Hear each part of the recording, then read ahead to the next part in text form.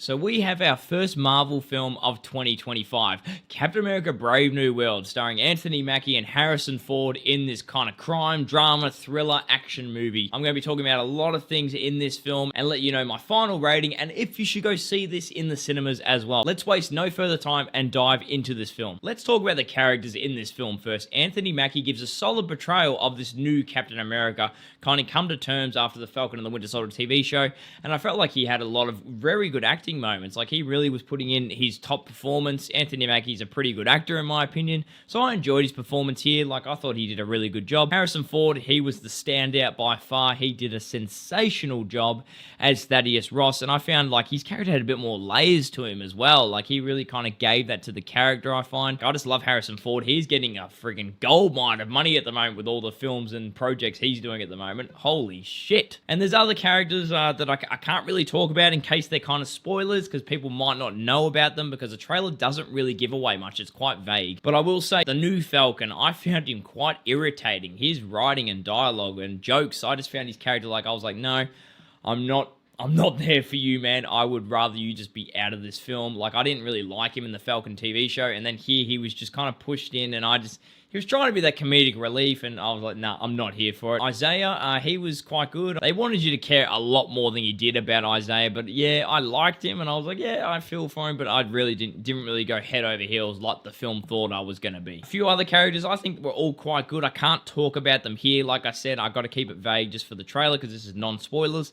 But let's move on to the plot of this film. So this is a crime drama. You know, Sam's trying to uncover this plot and help Thaddeus Ross, but they're kind of both on separate sides of how they're going to deal with things. So they're kind of conflicting against each other, and that was interesting, but I found it quite weak overall. Like, I felt like we were just kind of turning tires. There was intriguing crime drama things happening, but they didn't go full throttle with it. I felt like it was quite shallow with some of the stuff. They kept touching on it and going back to it. But then there was things that happened, and I thought, yeah, the repercussions of these actions are going to be substantial, and then it just cuts to the next scene, and then it's all good and things are fine and things are just going as normal, and I was like, no, that would not have happened. No. I found it a bit weak, the plot, but like I said, the character performances were quite good, so that made it engaging still to a point. I felt like it could have been written better, and I felt like the characters could have had a bit more fleshed out time and more things to do, with more consequences as well. But let's talk about the action, because that's the best part of the Marvel movies, is the action. That's what everyone's there for. Everyone wants to see Red Hulk just kick ass and do all this awesome shit, and I can safely say Red Hulk was definitely the best part of this movie, by far. The marketing is a bit kind of dodgy with the Red Hulk, though, because it's showing like he's in every second shot in the film, like you're going to be seeing him in all these aspects. No, you see him for a 5 to 7 minute sequence, and that's about it. Still great, though. The CGI on Red Hulk was very good. There was only a few times where it was like half a second of him like swinging something real quick, where they kind of thought you wouldn't be able to see it, and I noticed there was like some bad CGI there, but when it was like consistent time on his face and showing his character moments and all that, it was fantastic. It was very well polished. I really enjoyed it. But Anthony Mackie's fights as the Falcon, they didn't feel that believable most of the time. Like, I felt like he had no threat. Like, I felt like he was fine every time he was in a fight. That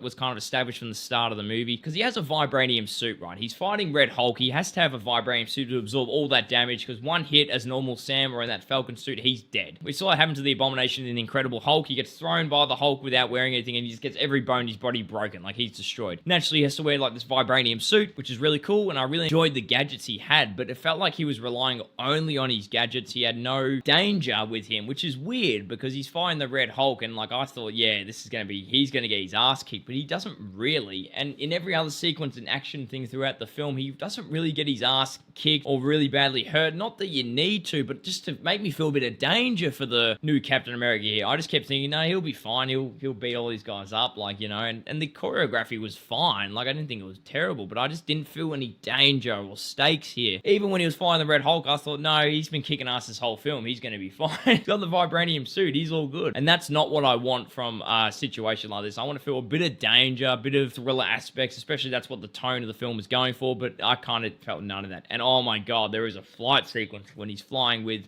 Falcon, and that CGI was just...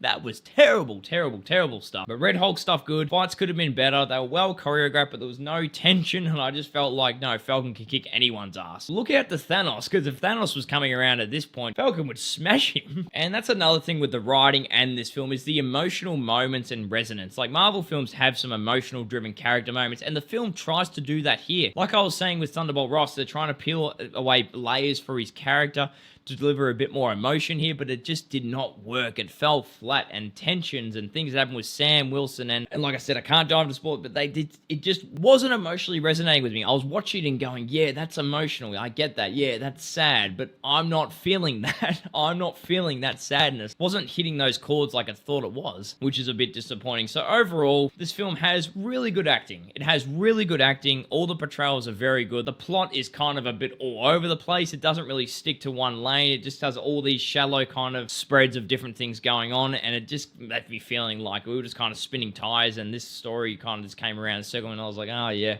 whatever. And the action was decent, well choreographed. Some of the CGI was muddy, especially in the flight sequences, but I never felt any tension or danger for Captain America when he was taking on all these foes, which is not what I should be experiencing. I should be experiencing some form of danger that my hero might not make it out of this fight at the end. So overall, it's a bit of a disappointing start for 2025 Marvel. I'm very excited for the Thunderbolts. This hasn't swayed me to make me go, shit, Marvel has completely fallen off the wagon again. No, it just made me kind of go, meh. If you're a die-hard Marvel fan and you want to see Captain America, Anthony Mackie, I think you'll have a good time. I'd say go and see it in the theater. But if you're kind of a bit sick of the whole Marvel thing and you think the formula needs a bit of a shake-up, give this one a skip. Wait for it on stream. I don't think you're going to be missing out on much. If I'm going to give this a final rating, this is going to sound harsh, but I'm going to give it a 5 out of 10. I think this is an average film. 5's like an average for me. But that's going to stop my review for Captain America Brave New World.